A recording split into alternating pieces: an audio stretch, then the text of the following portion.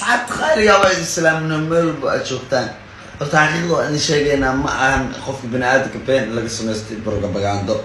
أنا قشوها قبل إن إيدا هدو إلى هذا ما نجي عليه إن صونك إيدت كيو أو محلي هذا أجر يا حسنات يو محلي هذا كرام كجري إن أنا كسود حقينه إن فن إيو حاس لكن ضد بدنا برنامج سود جست حقيقه حقيقي شيءنا أنا كشوي القارن الله وعيكم يجرنا شو أنا كجرنا وشو فنانين تحرجيسو Somaliland qaasatan kuwa ka socdo showgooda ku jirnaa martii noo yihiin marka wuxuu taagayna Sharma Boy waxaan soo dhaweynayaa ama aan soo dhaweyn buuxda u sameynayaa dadkii nooga yimid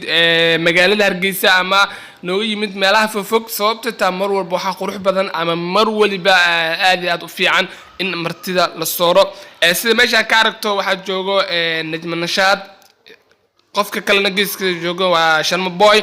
iyo fanaankan oo la dhaho Cabdirasaaq marka waa arin aad u fiican in aad baalkii soo dhaweyn qurux badan u sameyso oo aad soo dhaweyso sababta tahay tusaalahan dumaata Sharma Boy oo tago magaalada Hargeysa waxa xaqiiqa in ay hadii Najma Nashaad iyo fanaankan kale ay joogan in ay soo dhaweyn qurux badan u sameey doonaan ay garab istaag badan u sameey doonaan sababta tahay shalay uu garab istaag waxa soo booqan doono ama showgaas oo noqon doona showgii qarniga sababta tahay fanaanin aad u fara badan ayaa isku tagi doonto ama fansa ka aragto klibiyadan si ay ugu falcelinayaan ama qaabka ay wixii taagan ciidi ma lama gaarin ama ciidi oo ka dhiman waxaan saas u badneen oo maalmo kooban ay xisoo bandhigayaan in ay showgan ay kala kici doonaan oo showgan noqon doono showgii qarniga ama showgan noqon doono showgii ugu shidnaa sanadkan marka waan arki doonaa soo noqon doona laakiin waxa ka soo qayb gali doona san arkayna ama sida ay ka baahiyeen boorka soo dhijiyeen ilaa ku dhow fanaanin aad u fara badan marka samash ka aragto dayaxdal nurshe Shaadi Sharaf iyo fanaankan kale oo daad yar ma garanay la magaciisa laakiin fanaan saameyn badan leh ama Soomaalida saameyn badan ku leh waa isiga 100%